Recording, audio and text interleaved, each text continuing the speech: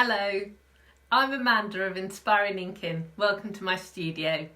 In today's video we're going to be making this. Now it's a treat holder, a double treat holder. We've got two pockets or two boxes, or maybe it's a basket. I haven't quite decided what we're going to call this today, but it's quick and easy and lots of fun, and best of all you can get lots of treats in it. So let's turn the camera around and get crafting. Here is a variation of the basket that we're going to be making today. As you can see, it's got two pockets, one either side. They're a fairly good size, so they are 3.5 by 1.5 inches. So they can hold quite a large amount of goodies. If you are putting something really heavy in it, then make sure you put like an extra piece of cardstock in the base. I am going to show you how to make the shreddings as well. And just to let you know, this is the Hydrangea Haven paper, Hydrangea Hill I think it is, Hydrangea Hill paper and the matching ribbon. I'm actually going to be using Art Gallery I think today. So let me just show you what they look like in the catalogue and then we will get started. So this is the one I've just shown you, and it's these papers here. Yeah, it's Hydrangea Hill.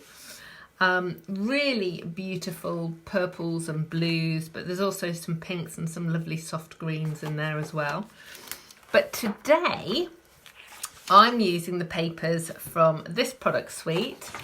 It's called Fine Art Floral, and sort of a fun fact about this paper is that the artwork, there is actually a painting that this paper was digitally taken from. So one of the artists in Stampin' Up actually painted this onto canvas, and then the printing department, I guess, I don't know, the art department took the images of that and have digitally enhanced it and so on. But when you look at this paper, it really looks 3D. It's really cool. So anyway, so we're going to be using this one, and we're going to be using a little bit of Pool Party and a little bit of Pretty Peacock. Now, Pretty Peacock is a colour that is leaving the catalogue fairly shortly, so be aware if you need to stock up on that. Let's move all of those out of the way and get my scoreboard in. Now, I'm using this ribbon as well. This is called the Fine Art ribbon, and it's sort of a natural ribbon with a gold fleck running through it, and it's like a metallic thread. And sometimes metallic threads can be a bit itchy, but this is really soft and it ties beautiful bows, which is really important. So there's not very much to this basket really. There are two boxes and there's a bit to hold it in the middle. So as always, I have some templates. We need two of this template, and this is what's going to make the boxes, and then we need one of these which makes the handle. Now I always make templates like this, so I've got all my score lines and everything on there, so I always recommend that you do that. But you will find all of the measurements if you scroll down, so it doesn't matter whether you're on YouTube or on my blog. If you scroll down, you will see all the measurements that you need for the cardstock and the paper and everything. I have a little cheat sheet just here that I hope is in shot. Yeah, it's it's just in shot, and I will sort of walk you through all of the pieces. So we need two pieces of card. So two pieces of card that are 8 inches by 5, and these are the score lines. I'll go over those in a minute. We need one piece of card that's 4 by 3.5 inches. Actually, that needs the inches on there. And then this here is the pieces of paper, and I've cut everything already. So we need 4 pieces that are 1.5 by 1.25, and they're for the ends. We need 2 pieces that are 3.25 by 1.5. So that's those 2. So that's these pieces here. And then 2 that are 3.25 by 2 inches. You also need a circle punch or a punch to make the hole. This is a 1-inch circle punch. You could use circle dies, or if you've got a different type of punch, you can use that instead. So let's get scoring. Move those bits out of the way. So I'm going to do these big pieces. So this doesn't get scored at all. We're just going to stick paper onto this. So these pieces, you put the 8-inch piece or the long piece at the top, and we're going to score at 3/4 inch, 2.25, 5 3/4, and 7.25, and then we're going to turn and score it at 1 3/4 and 3.25. So we're going to do exactly the same with this one. So 3/4, 2.25, 5 3/4, 7.25, and turn it. Ooh. 1 3/4 and 3.25. Okay, that's all the scoring that we need to do. I'm going to use the bone folder now and reinforce all of these score lines. It's a really important step. Don't ever skip this step when you are making boxes or bags or moving cards as well. Just make sure that you reinforce the score lines. It will just make everything hold together better. It gives a nice crisp edge. And I know it just takes a minute or 2 to do it, but it is all well worth the time.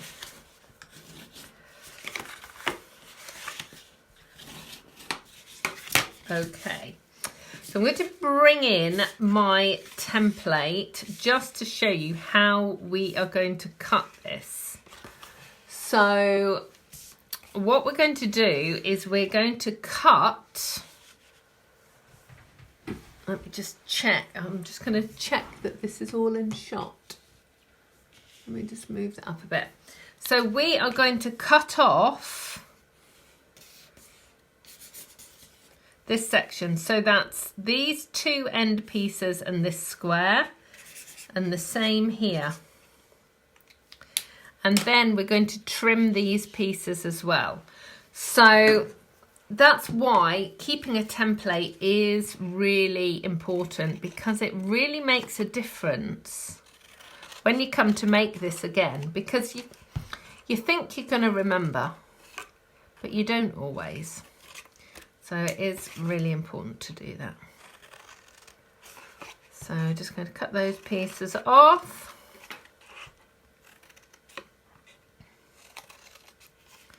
Okay. And then you can see these 2 square pieces here, I've cut up to that score line. But also I have trimmed those squares, and what that does is it just means that the box, when we come to stick it all together, will stick or will sit better. So if I just show you the way this is going to go, I'm going to fold in like this and stick that together like so. So I'm also just going to trim a tiny bit off those two sections as well, and I'm going to do the same on my template because for some reason I haven't done that, and it's important. Okay, one down, one to go. So we are going to put all the way up there.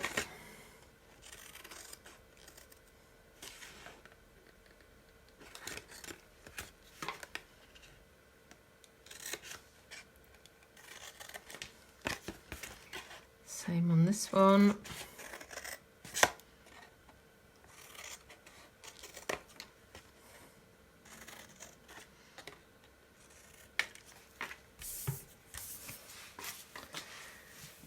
And then trim these pieces.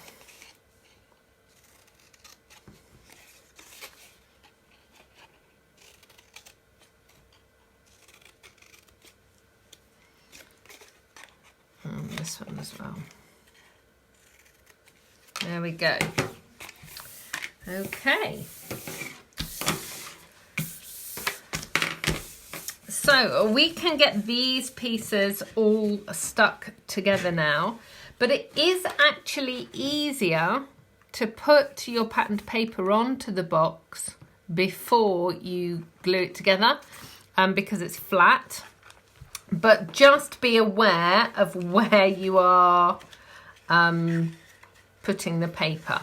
So I know that this box is folding in like this, and this seam here, this is the inside. So my patterned paper is going to go on these three sections here. So I'm going to get my Tombow.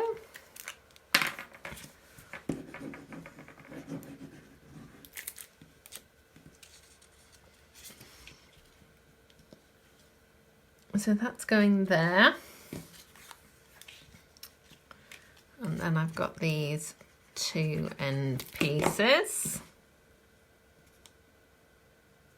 And I'm not worried about the pattern sort of following on. I'm just, because although it's a flower pattern, when you see the whole sheet of paper, you can see it's very definitely like a flower meadow.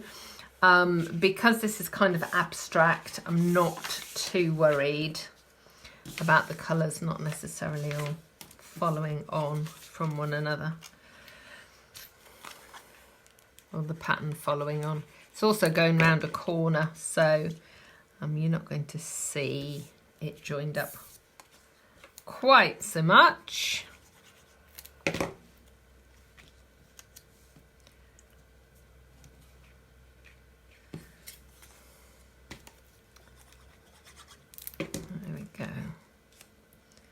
Okay, so just whilst that's gluing, I am just going to get this piece as well. Now these pieces are going on here, and you can see here the patterned paper goes just to above where the box joins.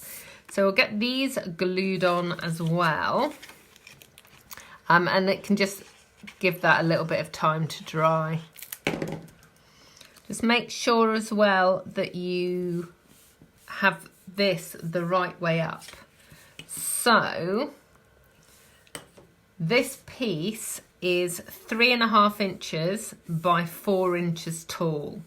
So it's a 3.5 inch piece you want at the top.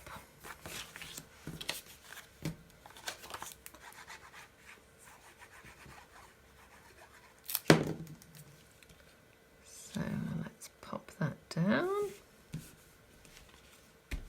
Okay. Right, so we can fold these pieces in. So I'm going to put glue on these two flaps first.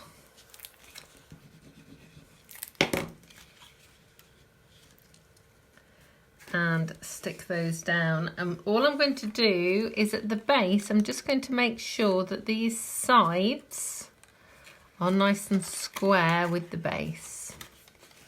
So that one there wasn't quite square. So you want to make sure it's square. And then you're going to put glue on these two tabs.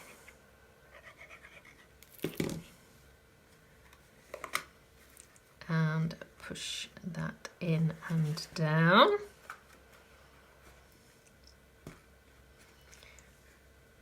Now there is always a risk when you're making a box or a bag that your measurements are a tiny bit out.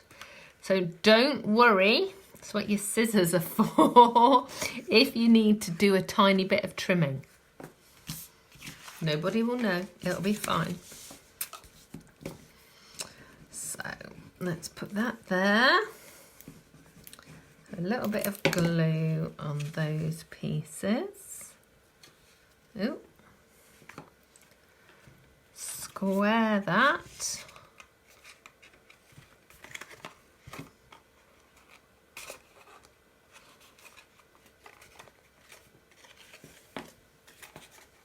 Ooh. Try that again.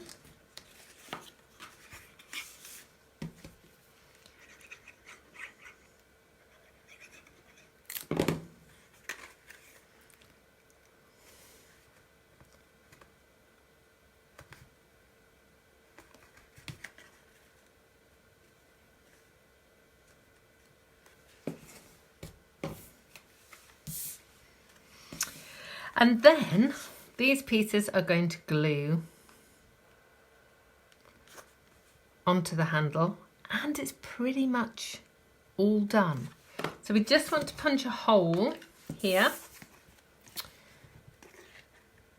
just so you've got somewhere to hold.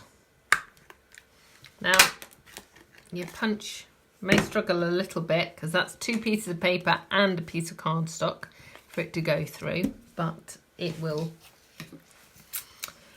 go through. If you're worried or if you don't have a strong enough punch, then use a die instead, because that'll go through easily. I'm just going to tie a little bit of ribbon on and then just do the last bit of gluing, and then I'm just going to show you how to do the shreddings.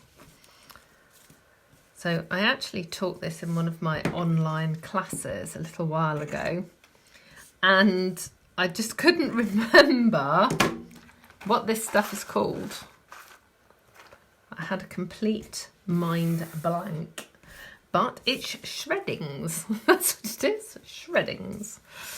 So here we go. Plenty of glue on here. I'm using Tombow, it's my favourite glue. But of course you can use a double-sided tape, that would work as well. Just make sure that you use something that is strong. A tape runner, as a general rule, won't be strong enough if you're going to put things that are heavy in there. Now, obviously I've designed this so it's got two boxes, but you could just do one box. Just like that. That looks really nice. But I'm all for putting extra treats in things, and you can get a lot of chocolate in this. So again, just make sure it's square, line it up nice and carefully.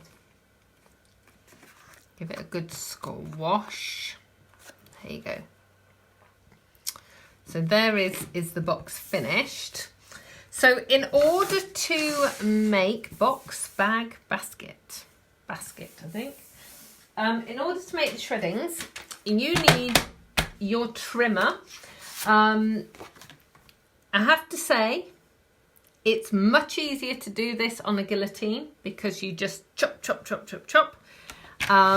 But it's easy enough to do it on a trimmer like this. So all you do is put your cardstock or your paper in, and you just cut strips.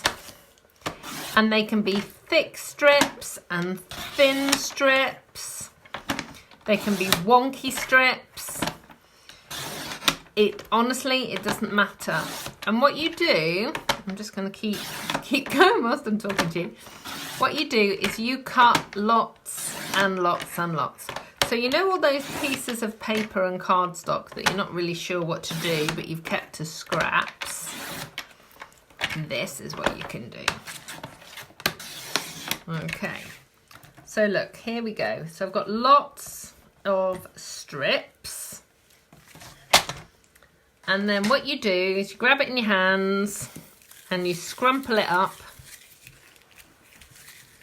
into like a little ball. And I literally do, I roll it into a ball like that. And here's some I made earlier. So here I've got scraps of the patterned paper and also the pool party paper from earlier. And then you just unscrumple them and scoop them up and pop them inside. And firstly, it gives the things that you are putting in there kind of something to hold them up so that you can kind of see them. Actually, I'll put it in the front. But also, it kind of covers over the base and the glue lines and that sort of thing as well. Here you go. Here is the double treat holder or basket finished. I hope you have enjoyed today's tutorial. All of the products that you've seen today can be purchased in my online store. If you're on YouTube or on my blog, just scroll down and you'll find some clickable links. Or if you want to check out my blog, which is www.inspiringinkin.com, you will find all of the details for today's projects and lots of other creative inspiration as well. I hope to see you again soon. Goodbye.